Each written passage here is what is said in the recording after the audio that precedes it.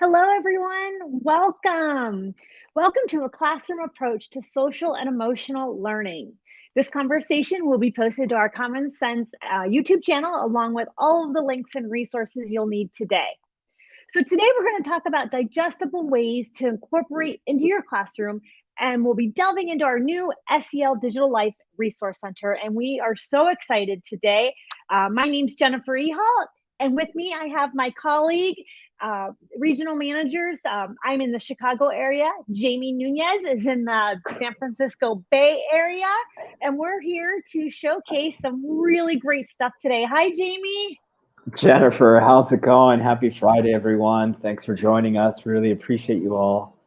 How is everyone Yeah. doing? Hopefully feeling good, getting excited about this chat. Yeah, absolutely. Well, let's get started. So, Jamie, to those that are unfamiliar with SEL, what is it and why is it important for educators? Such a great question, right? So let's take a deep breath just because we're going to get into the social and emotional type work. But SEL, or social emotional learning, is simply a set of skills that ensures that our students can self-regulate, set goals for themselves, and build relationships with one another. The collaborative for academic and social and emotional learning, CASEL, they've provided an amazing framework that we can add on the chat for you all to leverage some of these skills for educators across the country into their classrooms. And it really has been this underlying basis, a foundation by which we're going to be sharing this resource center, this Digital Life Resource Center that we're going to connect on. It's crazy, yeah. I'm excited about it, but it's a really great insight, right? Absolutely. I mean, now more than ever, I think we're in a place where it's on the forefront. It's on everyone's minds, and so we're really excited to be able to talk to you all today, provide you turnkey resources around addressing, these different dilemmas and scenarios in your classroom. So the connection between SEL and online spaces, like that's why we're here, right? Digital citizenship. We know that social engagements have gone down dramatically in the past year. The back to school season's around the corner, but kids are, our students, they're encountering anxieties, dilemmas, and often these things come into the classroom. Oh, Whether we yeah, want we can help it or not, absolutely. it comes into the classroom, and you as the educator, you as the administrator have to find proactive approaches, comfortable approaches to have conversations in the moment, teachable moments all the time. Absolutely, Jennifer. I think you're right. Like think of that student that has stayed up really late at night and then now is in your classroom and is really having a hard time with your lesson, right? Or think of that middle school teacher, high school teacher that had to mediate a conversation that has taken place between students in a social media platform. And you're wondering, like, why am I doing this in the middle of my math class, right? So really, as we think about our kids coming back after so much time being spent online, as we think about the whole child approach in addressing education, the main takeaway, I think, from the get-go is thinking about how you're going to be addressing it. Asking yourself today, what is the one thing I will actually do this year to support my students, the whole student in my class this year? And if you're struggling with that, take a moment to look at our essential guide that's part of our resource guide and familiarize yourself with the terms and the whys behind the SEL. Does that sound like a kind of fair start to you all joining us?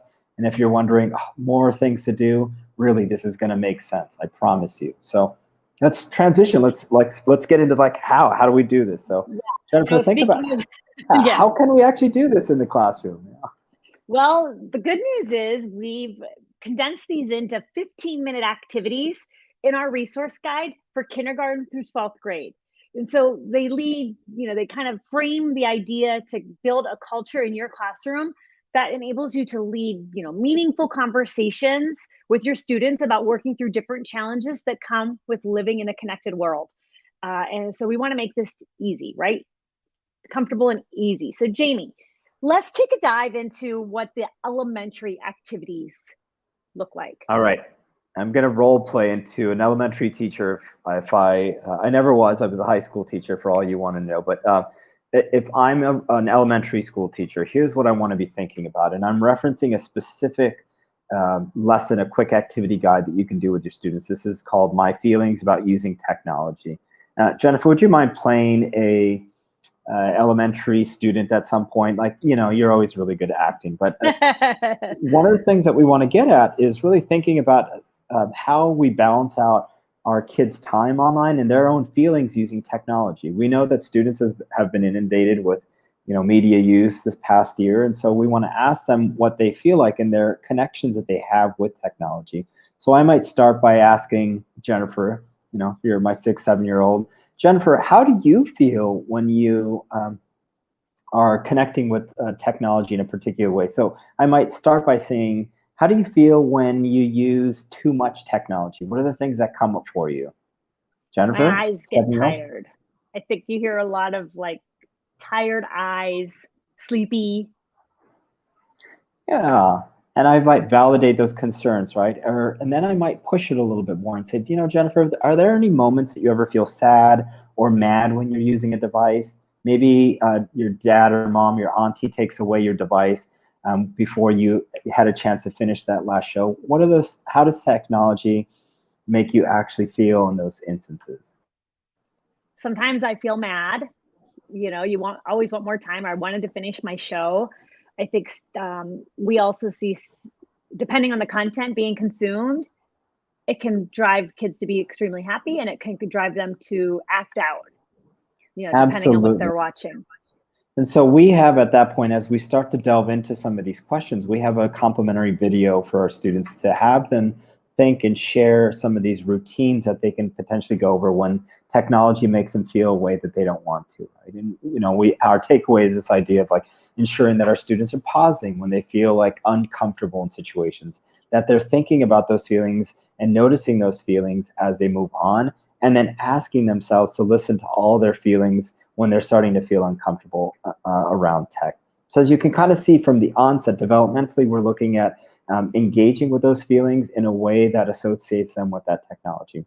So I'm going to probably pause for those middle and high school students and be like, yeah, Jamie, this is not going to work for me. Like, you're crazy, right? So we have this amazing middle and high school developmentally appropriate resource. Jennifer, what does that look like?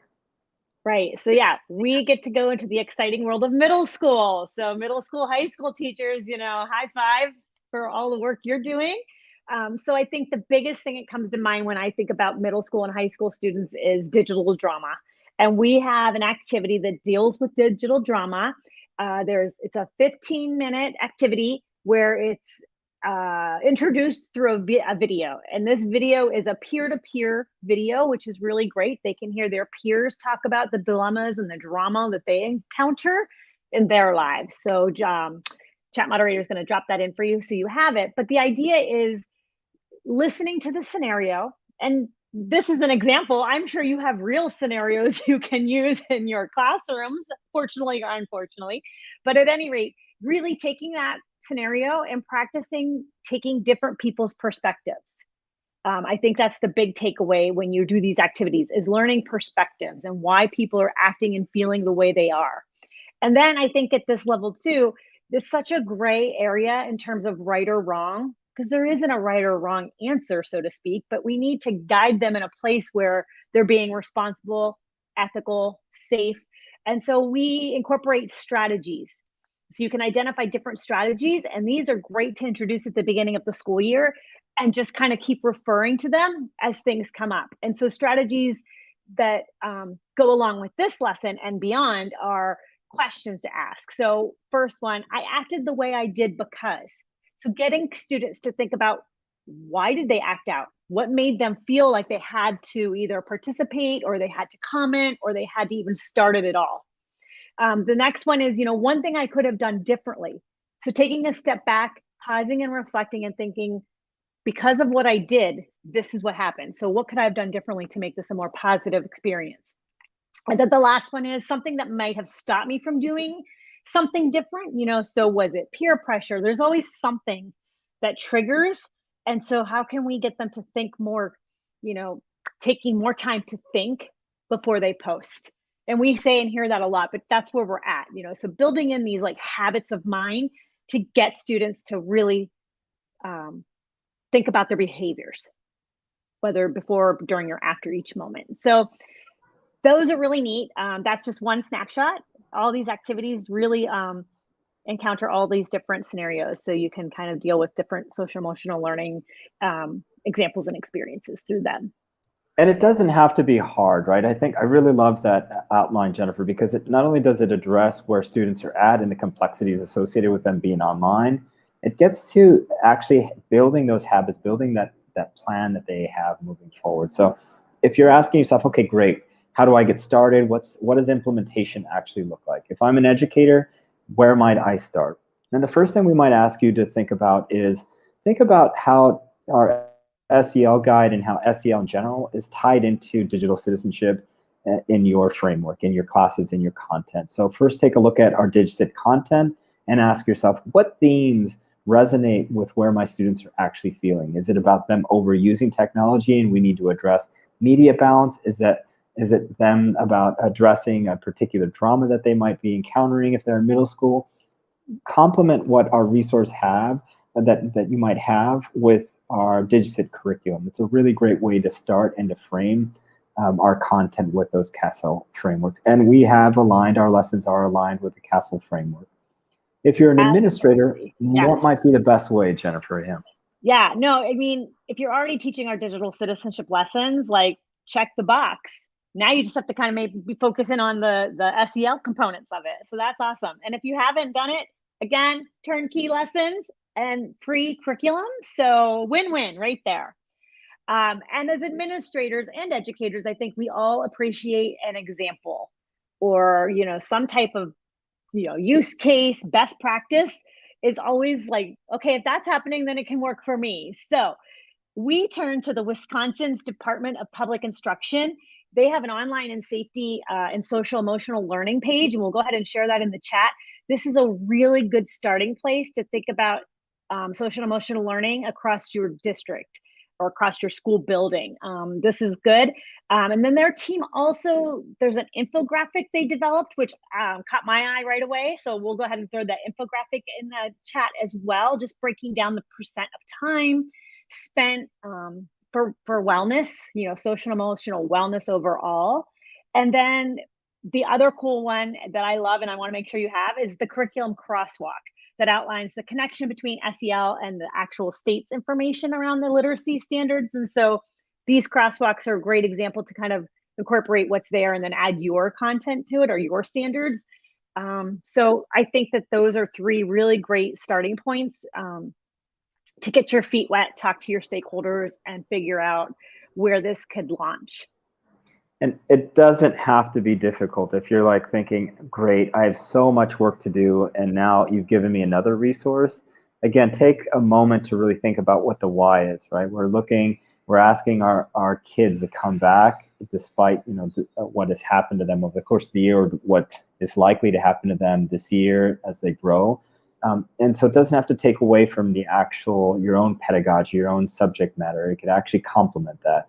Take a moment to peruse through those resources and think about what one activity you might connect with or you might consider disseminating across your own classroom.